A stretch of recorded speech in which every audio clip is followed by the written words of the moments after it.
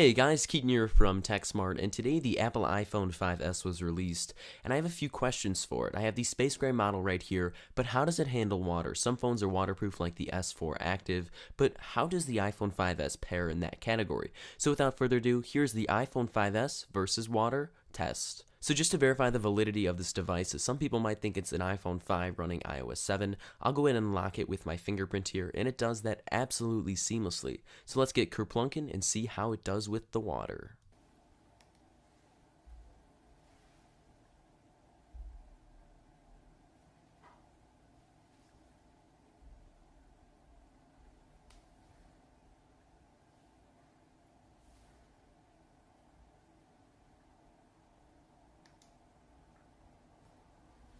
So this is actual H2O water, double hydrogen, oxygen, whatever you want to call it here, and it appears that the iPhone 5S is holding up pretty well. If you look very closely towards the lightning port and speaker section, you can slightly see a few air bubbles. You can see one on screen right above the photos icon.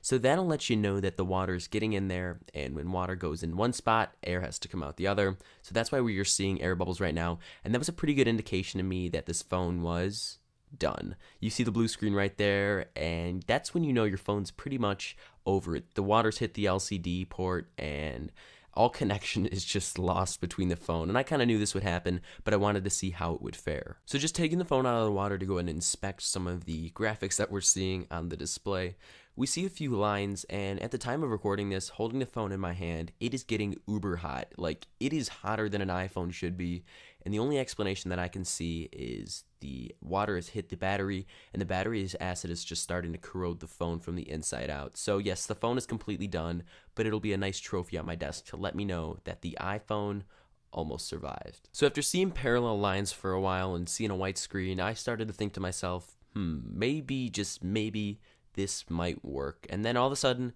you see an Apple logo. So I'm like, maybe not everything is ruined on this phone, and it might just work for some functionality, which is better than nothing in my book.